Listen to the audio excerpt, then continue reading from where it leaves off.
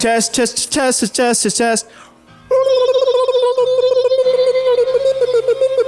What's going on, guys? It is your boy here, of course, the combat consultant, the soundboard god, Jacob Cooperman, and we don't just cover boxing on this channel. I do appreciate, I think I gained about 20 subscribers from that last video where I talked about Deontay Wilder, so I really appreciate all the support and all the new channel members. Gotta switch it up, gotta talk MMA, because Conor McGregor, per the new year, just announced that he will be fighting Michael Chandler June 29th in Las Vegas at International Fight Week. Interesting pick, both for the fight and for the date. I would have thought it would have been something a little bit more close, but no, he's going to give himself more time, I'm guessing, to either balloon up to 185, because that's what he said. Don't necessarily know if I believe him, or get down to a certain weight to where he could be at lightweight, because he looks like an absolute truck right now. Even after some of the whatever the fuck he was taking wore off and he got a little bit skinnier, he still does look pretty massive. We have to see if he can either get up or go down significantly in weight classes, probably get himself back tuned up, get some of that ring rust out. It's kind of tough though, in that I'd imagine that ring rust you can't really shake with sparring. It's kind of a different feel being in there, being live, especially with the crowd turnout that Conor's going to have. He's got to figure out a way to combat that. So that's probably going to be why we're seeing this fight closer to June, as opposed to, I think UFC 300 would be sometime in what, February. I don't hate it, right? Because McGregor is great for the sport. You say what you want about him. Even when he was away, he still provides entertainment.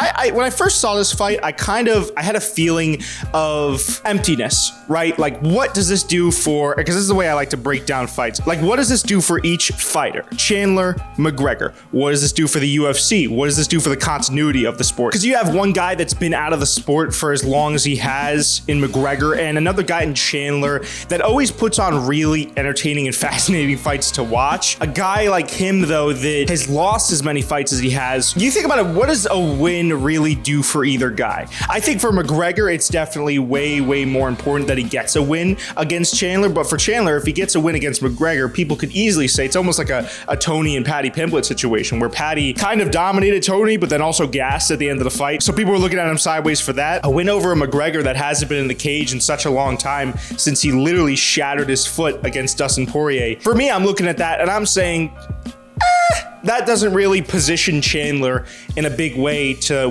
fight for lightweight gold or go up a weight class. Hell, if it's at 185, keep in mind that's at middleweight. And then for McGregor, if we believe him and Ariel Helwani, who reported that this is going to be a done deal, set thing, and that these guys will be competing at 185, what is McGregor just gonna compete at 185 and go for the strap when he had trouble knocking out lightweights? I mean, if you're going up a weight class and that left hand is already struggling to put people out, like, I know he dropped a sparring partner in recent footage, but you think back, all right, his some of his power, and that's just the way the sport goes. The higher up in weight class you go, the more people are going to be able to take your shots. I can't see how at 185 pounds, when, keep in mind, he's going to be at a significant size and height disadvantage, how that's going to help his career at all. I think what's more likely to be the case is that these guys are going to fight at lightweight. That makes the most sense for either. I mean, don't get me wrong, it's a big name on Chandler's resume, but I just think it would always have that asterisk next to it,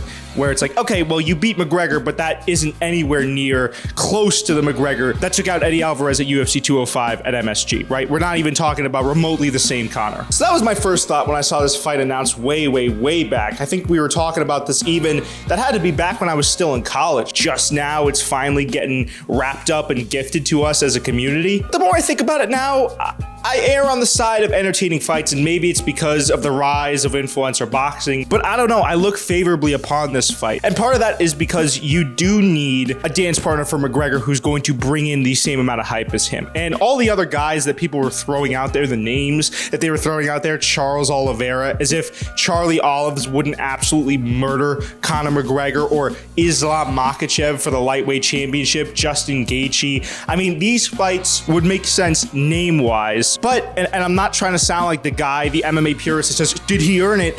I just don't really think you can justify throwing Conor in there with one of those killers in the top 5 at lightweight. I really don't think you can. I think you give McGregor these below top shelf stars, those guys that can win or lose against any one of those elite lightweight talents. Chandler Makes sense. He's coming off of a bunch of losses. He's still fun. He still puts on really entertaining and really, really competitive fights with the best of the best in the division. And he's a guy that makes sense name-wise and entertainment-wise. I mean, I'm taking a look at the lightweight division right now. Does it make sense to give Conor Mateusz Gamrot? Does it make sense to give him a Rafael Fiziev, a Dan Hooker, a Jalen Turner? All right, like you could start at, by the way, Rafael Dos Anjos right there, number 11. I mean, these fights, the longer you get down the list, you can make compelling fights that don't have to necessarily be in the top 5 or the top 10. Drew Dober, Bobby Green. I mean, those fights, I mean, the names start to kind of cascade after a certain point. You do have to give someone a name that might have the ability, I feel like, to transcend the sport and that the fans are going to want to watch. Remember, Conor's a big name, so he's going to do a lot of the heavy lifting in selling these fights. But it's also important that his dance partner can do some of that heavy lifting as well. I'm really interested to see what Conor does next after this fight. Like, if he loses, does he retire? Because I feel like at this point, you know, if you lose to Chandler and you're going to take another, 4 years off, or if he wins against Chandler, what that's going to look like for the rest of the lightweight division. So I'm hoping that this is almost, probably not resurgence, I wouldn't go so far as to say that, but I hope this is almost a reinvention of Conor, that he always says that we'll see, and we never see. Without further ado, guys, that's been the video. Thank you so much for tuning in. It's been your boy, the combat consultant, the soundboard god, Jacob Cooperman, and I'll see you in the next one. Deuces.